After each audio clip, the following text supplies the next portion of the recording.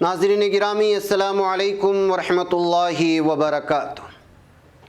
میں ہوں آپ کا میزبان انصار عزیز ندوی، اور آپ اس وقت سیدھی بات چینل کے خصوصی پروگرام ذکر میرے حبیب کا صلی اللہ علیہ وسلم دیکھ رہے ہیں۔ ناظرین گرامی، الحمدللہ آج ہم ذکر میرے حبیب کا پروگرام کی 128 نمبر کی قسط پیش کریں گے۔ گزشتہ قسط میں آپ نے دیکھا اور سنا تھا کہ کس طرح بشیر بن وارم یا اسیر بن رزام یہودی بنو غطفان کو جنگ کے لیے تیار کر رہا ہے، اور کس طرح حضرت عبداللہ بن رواحہ رضی اللہ تعالی عنہ ایک دستہ لے کر گئے، اس کی سرکوبی کے لیے گئے، اور کس طرح پورے 31 یہودی مارے گئے۔ اب ہم یہاں سے آگے بڑھتے ہیں۔ ناظرین گرامی، محرم 7 ہجری میں اس واقعے کی اطلاع پا کر بنو غطفان، بنو محارب، بنو ثعلبہ اور بنو انمار حملے کے لیے تیار ہو رہے ہیں۔ حضور اکرم صلی اللہ علیہ وسلم 400 افراد کا دستہ لے کر گشت کے لیے نکلے۔ دشمن منتشر ہو گیا۔ یہ ذات الرقاع کی مہم کہلاتی ہے۔ لفظ رقعہ کی جمع بمانی قطعہ یا ٹکڑا، کاغذ کا کھال، وہ ٹکڑا جس پر لکھا جاتا ہے، چمڑے یا کپڑے کا پیوند جو لباس یا جوتوں کی مرمت کے لیے لگایا جاتا ہے۔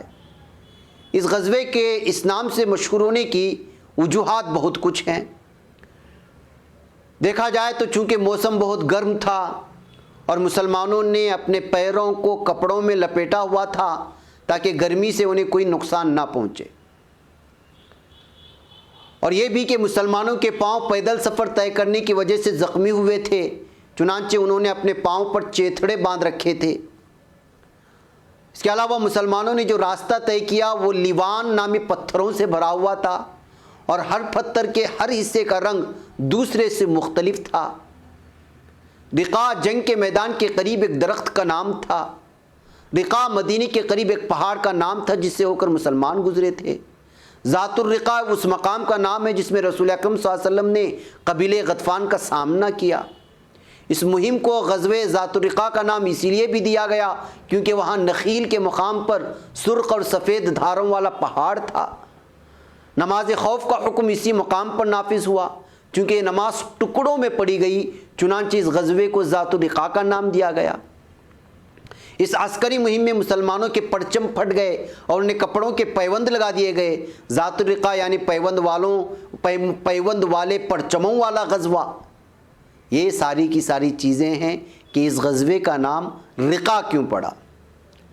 ان تفصیلات سے اندازہ ہوتا ہے کہ سیرت نگاروں نے کس قدر باریک معلومات کو جمع کر کے تاریخ سیرت کا حصہ بنایا ہے۔ بہرکیف ناظرین گرامی، صلح حدیبیہ کے بعد قریش کے لیے تجارتی شاہراہ کھل گئی تھی، مگر ابو جندل رضی اللہ تعالی عنہ قریش کی قید سے بھاگے تو مدینے میں معاہدے کی وجہ سے جانے کا موقع نہ پا کر وہ ساحل کے متصل شام کی ایک پہاڑی پر مقیم ہو گئے۔ بعد میں ابو بصیر اور دوسرے لوگوں نے بھی وہیں ٹھکانہ بنایا اور خاصی جمعیت ہونے لگی۔ انہوں نے قریش کے ایک تجارتی قافلے پر حملہ کیا اور مال چھین لیا، مگر حضور اکرم صلی اللہ علیہ وسلم کی سفارش ان تک پہنچی تو انہوں نے وہ مال واپس کر دیا۔ اب قریش کو اپنی سب سے کڑی شرط معاہدے کے نقصان کا اندازہ ہوا اور پچھتائے۔ بعد میں حضور اکرم صلی اللہ علیہ وسلم نے ابو جندل رضی اللہ تعالیٰ عنہ کو مدینے بلا لیا۔ بنو ملوح نے اصحاب بشیر بن سوید کو قتل کیا تھا۔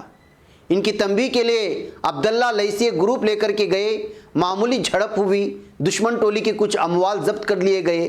حنید بن عوض جزری نے مسلم ریاست کے خلاف یہ سنگین اقدام کیا تھا کہ ہرقل کے دربار سے حضور اکرم صلی اللہ علیہ وسلم کے سفیر دحیہ کلبی رضی اللہ تعالیٰ عنہ کوئی تحائف لے کر واپس آ رہے تھے اور اس نے ڈاکہ ڈال کر سب کچھ لوٹ لیا تھا، اس کی سرکوبی کے لیے حضرت زید بن حارثہ ایک دستہ لے گئے، جھڑپ ہوئی، حنید مارا گیا اور اس کے ساتھی تائب ہو گئے۔ بنو کلاب شورش کی تیاریوں میں تھے کہ حضرت صدیق رضی اللہ تعالیٰ عنہ کارروائی کے لیے جا پہنچے، جھڑپ ہوئی اور دشمن بھاگ گیا۔ جوہینہ کے علاقے میں شورش کا اندیشہ ہوا تو حضرت اسامہ بن زید حالات پر قابو پانے کے لیے بھیجے گئے۔ انہوں نے پہلے افہام و تفہیم کی کوشش کی لیکن آخر میں جھڑپ ہو گئی۔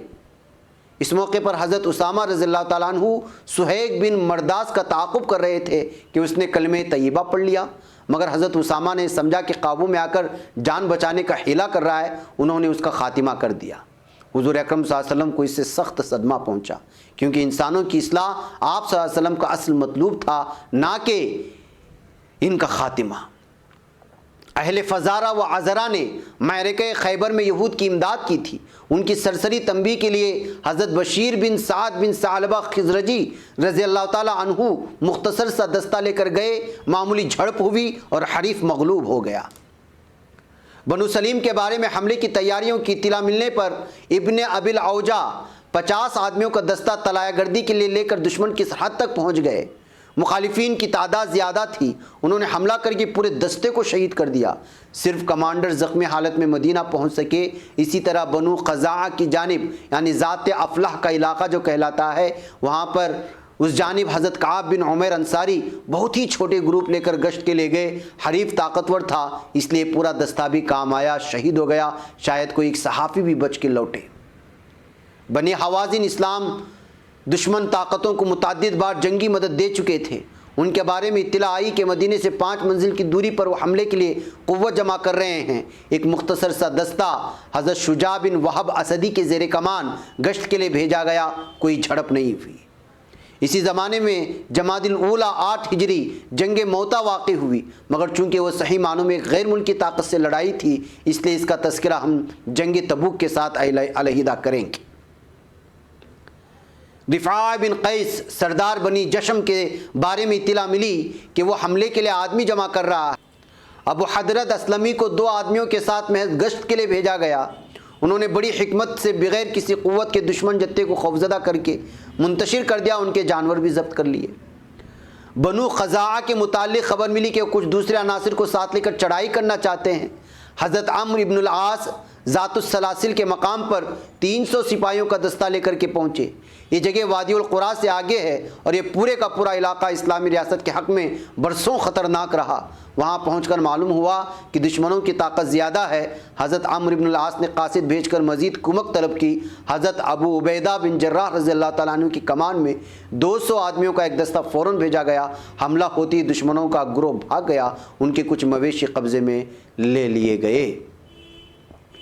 حضرت ابو قتادہ اور حضرت محلم بن جسامہ کسی موقع پر گشت کے لیے نکلے۔ اتفاقاً عامر ابن الازبط الاشجعی چند آدمیوں کو ساتھ لیے ہوئے ملا۔ اس نے مسلمانوں کی طرح سلام کہا، لیکن محلم نے اس کے سلام کو ایک چال سمجھا اور دشمن قرار دے کر قتل کر دیا۔